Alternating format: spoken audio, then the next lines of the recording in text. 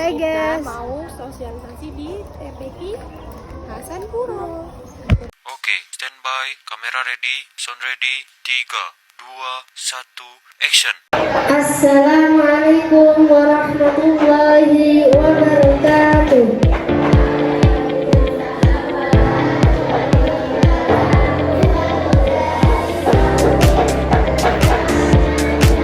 Terima kasih adik-adik yang telah memberikan waktunya untuk mendengarkan kakak bersosialisasi.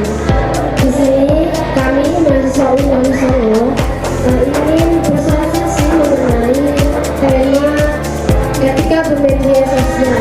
Sebelumnya perkenalkan dulu kakak-kakak dari Unpad Solo. Yang pertama itu saya sendiri, Kak Mirka Fadilatul Hajat, bisa dipanggil Kak Mirka. Terus aku di sini itu namanya Karismu, bisa dipanggil Hesol. Terus di sini tuh ada Kak Dia ya, dia namanya Kak Dia. Terus itu yang megang kamera itu Kak April. Jadi langsung saja masuk ke dalam materi ya Kak. Adik-adik di sini pada punya HP nggak sih? Nggak, yang nggak punya itu kan masih kecil kan. Jadi nanti kakak-kakak di sini tuh mau menyampaikan tentang apa itu etika bermedia. Jadi kan kalian itu kan pada punya HP. Nah, HP itu kan kalian tuh digunain buat yang benar-benar, bukan kayak komen atau bikin status yang bikin perpecahan gitu. Terus kan HP kalian itu kan pasti digunain buat selain main WA gitu kan, karena kalian tuh yang sekolah gitu pasti kan bikin main game gitu kan. Nah, nanti di sini kakak dia itu akan menyampaikan materi tentang etika bermedia ya. Langsung aja ya buat Kak Dia, silakan Kak. Semua, gimana kabarnya, sehat atau hari ini? Harus semangat dong, nanti kakak-kakak ada hadiah untuk kalian semua.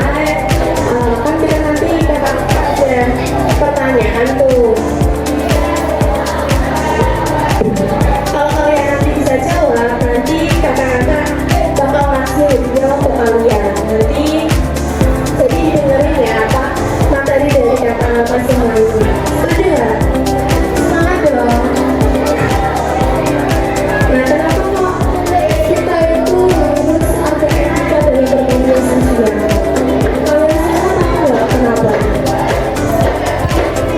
Karena kita itu harus memiliki etika dalam bermedia sosial biar kita itu nggak semena-mena dalam memakai media sosial seperti itu. Nah, untuk pengertian apa itu etika bermedia? Nah, etika bermedia sendiri itu adalah penerapan prinsip moral dan juga nilai-nilai yang memandu perilaku kita saat berinteraksi di dunia digital. Oke, kalau kelihatan, jadi boleh nggak kelihatan? Udah kelihatan? Nah, jadi etika bermedia itu adalah prinsip kita nanti untuk dalam bermedia sosial. Ini kan nanti adik-adik kan pasti mempunyai Instagram nantinya ya. Sekarang belum punya. Adik-adik kelas berapa ini? Kelas 4, kelas 3 ya? Ya, nanti kan pasti kalau udah kelas 6, udah SMP itu pasti kalian nanti memiliki entah itu Instagram, entah itu Twitter, pasti kalian nanti punya. Nah, jadi kompetisi kalian di masa depan itu kalian tuh harus dimulai dari sekarang gitu. Kan sekarang itu udah banyak kakak-kakak kalian itu yang terbawa arus ya ceritanya kalau di media sosial. Mereka itu menuntut kita gitu.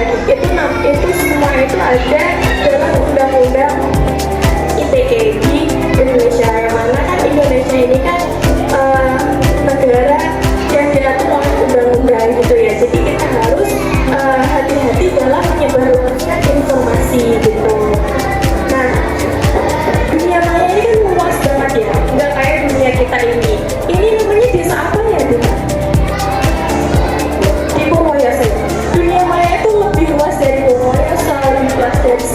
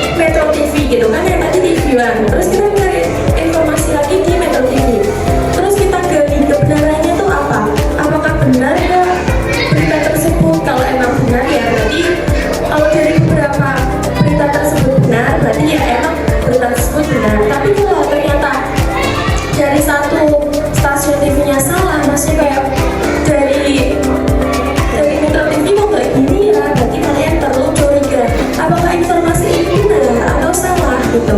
Jadi kita harus mencari lagi informasi lainnya, tidak boleh langsung terpaku pada satu informasi. Nah, ini yang selanjutnya ada tips menjadi netizen cerdas. Nah, pasti adik-adik nanti kalau besar kayak kakak-kakak ini pasti senang melihat TikTok. Adik-adik punya TikTok nggak? Nah, kalian selalu baca komentarnya atau enggak? Nah, kan banyak ya komentar-komentar itu kadang yang kalau jahat, terus kadang komentarnya itu menyakitkan hati kayak gitu ya. Nah, jadi kita menjadi netizen yang cerdas atau yang enggak menyakitkan hati orang lain, yang pertama itu ada literasi digital. Apa sih yang dimaksud literasi digital? Itu ada, yaitu tingkat pengetahuan tentang cara kita media sosial.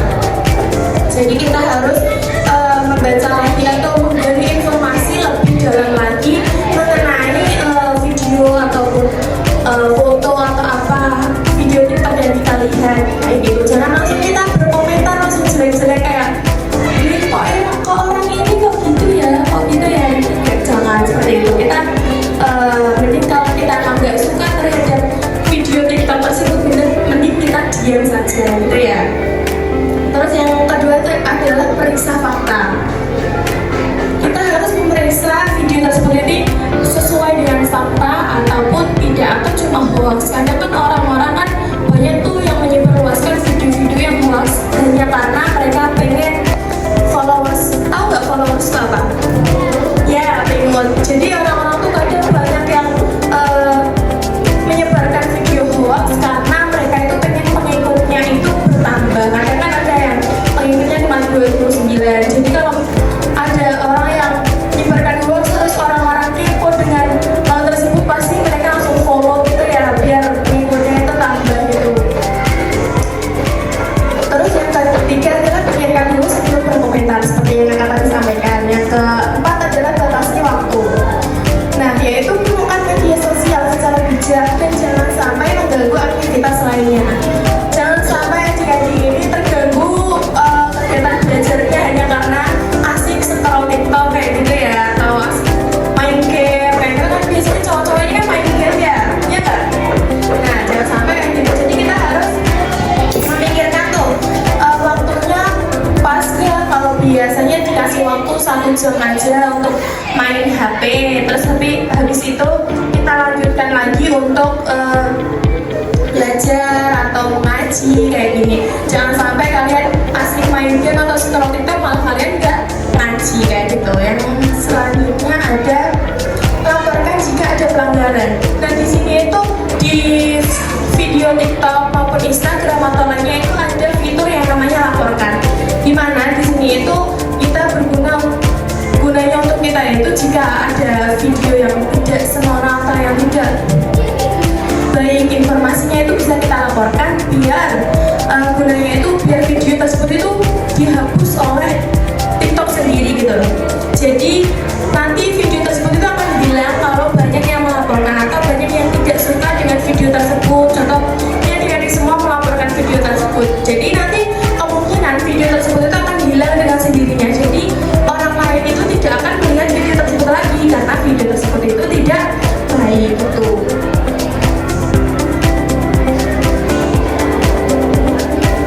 Nah, cukup sekian presentasi dari kakak. Mohon maaf kalau kakak ada salah kata. Nanti ini kakak ada 4 pertanyaan. Siapa yang mau jawab nanti kakak kasih hadiah.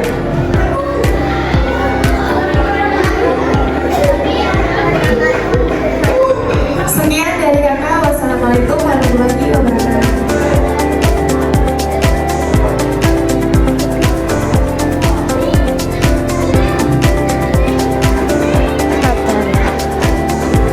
Gimana tadi ya dari materi yang kak dia sampaikan?